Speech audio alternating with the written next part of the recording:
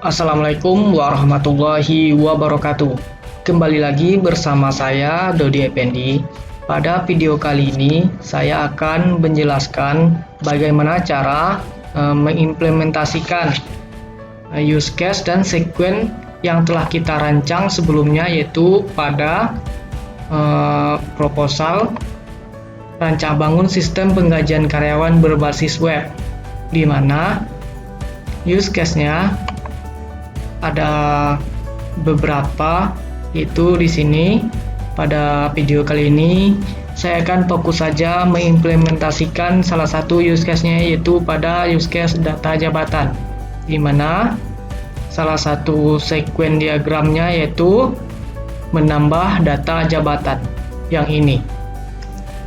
Untuk lebih jelas sequence-nya, saya akan buka saja yang ada di StarUML yang sudah saya rancang kemarin. Ini adalah sequence dari menambah data jabatan, dan di sini bisa kita lihat usernya yaitu HRD, dan di sini boundary atau view-nya nanti namanya yaitu data jabatan, dan ini kontrol atau kontrolernya data jabatan, dan entity atau di sini modelnya yaitu model data jabatan, dan juga ada view yang lain yaitu form tambah jabatan. Dimana untuk implementasi ini saya menggunakan framework CodeIgniter 3 untuk membuat sistem penggajiannya. Jadi nanti yang ada di sini kita akan bikin codingan sistemnya. Di sini saya bikin manual saja, tidak memakai convert yang ada, generate yang ada di sini. Jadi saya ketik manual saja. Jadi kita buka text editornya. Di sini saya membuat sistemnya menggunakan framework CodeIgniter 3. Sebelumnya kita siapkan template-nya terlebih dahulu. Ada terdiri dari header, footer, dan sidebar.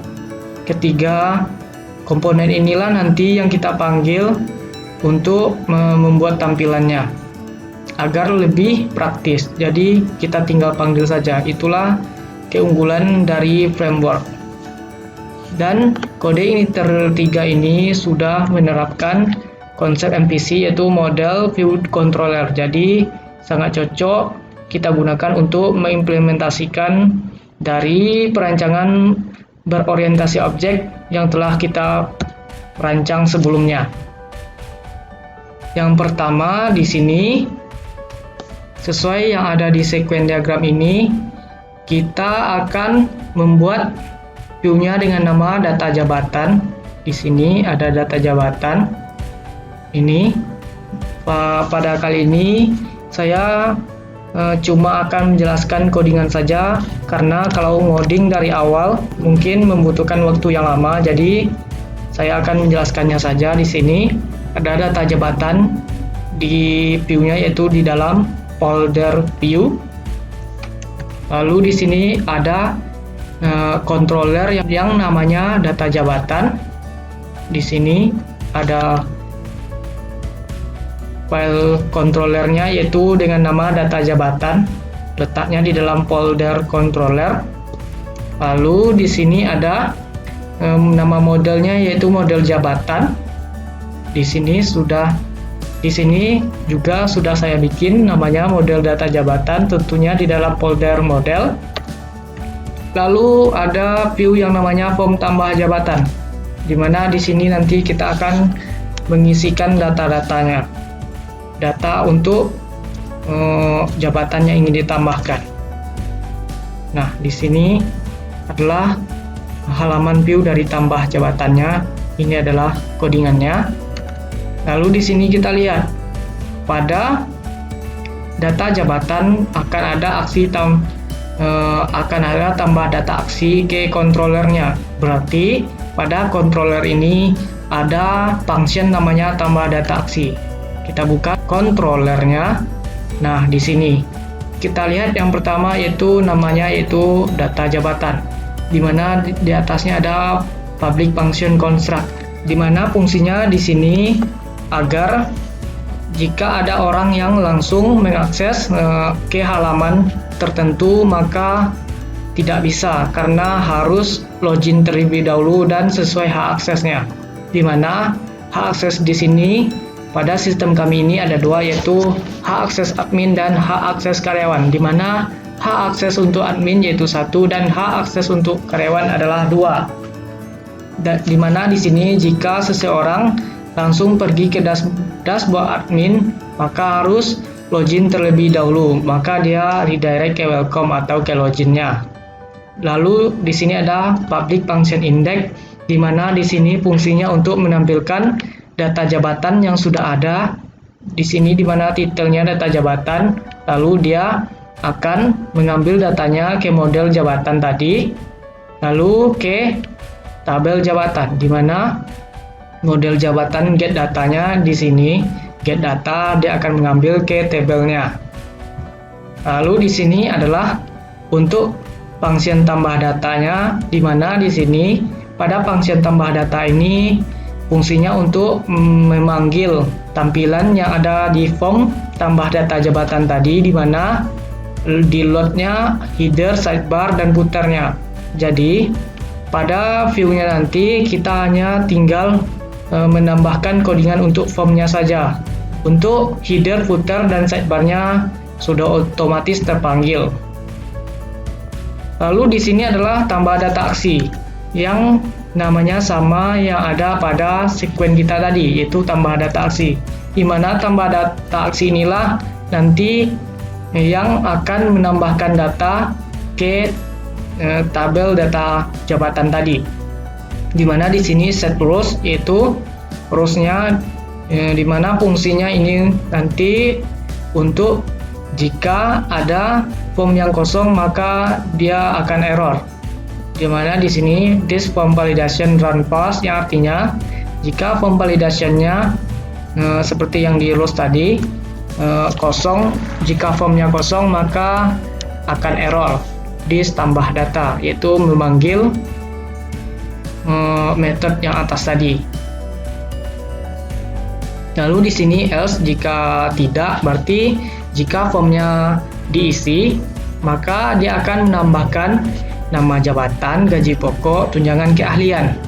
Lalu semua data tadi kita masukkan ke dalam array, lalu this model jabatan, di mana kita akan aksinya lanjut ke model jabatan pada function insert data. Nah, di sini function insert data pada model jabatan, yaitu this db insert table datanya, artinya dia akan memasukkan data-data tadi ke tabel data jabatan. Dan di sini jika datanya berhasil ditambahkan maka akan muncul pesan data berhasil ditambahkan. Di sini dalam bentuknya session set flash data. Lalu dia akan redirect atau akan berpindah ke data jabatan, yaitu halaman data jabatan.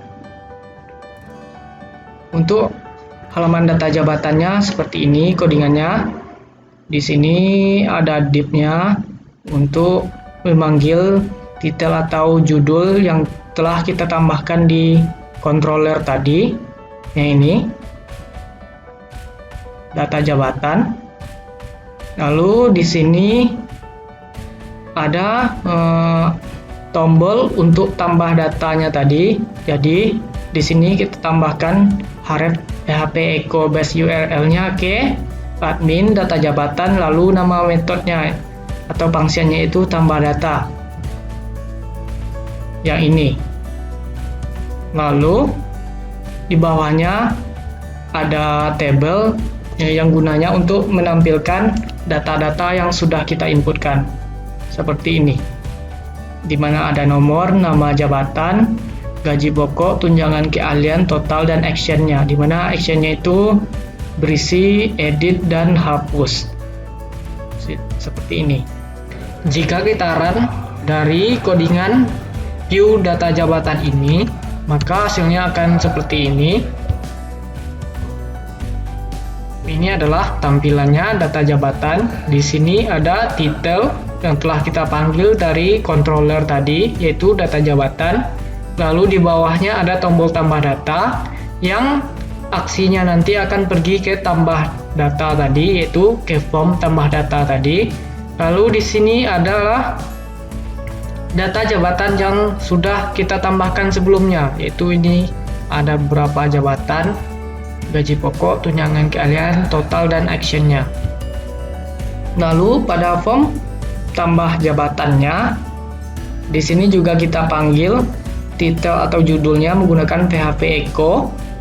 Lalu di sini ada metodenya post atau mengirimkan data, berarti jika kita klik tombolnya nanti atau di submit, maka dia akan aksinya ke admin data jabatan tambah data aksi, yaitu yang ada di controller tadi yang function namanya tambah data aksi.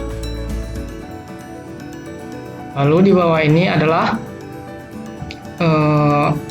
formnya, di mana di sini adalah ada labelnya, inputnya tipenya teks, pada nama jabatan ini namanya nama jabatan, kelasnya form control. Lalu di bawah ini kita tambahkan echo form error, yang dimana ini adalah fungsinya untuk menampilkan error jika formnya kosong atau tidak diisi. Sama seperti yang di atas, gaji pokok juga seperti itu, tunjangan keahlian juga seperti itu, dan ini adalah tombolnya submit, dimana jika kita klik tombol submit ini, maka dia aksinya akan pergi ke admin data jabatan tambah data aksi.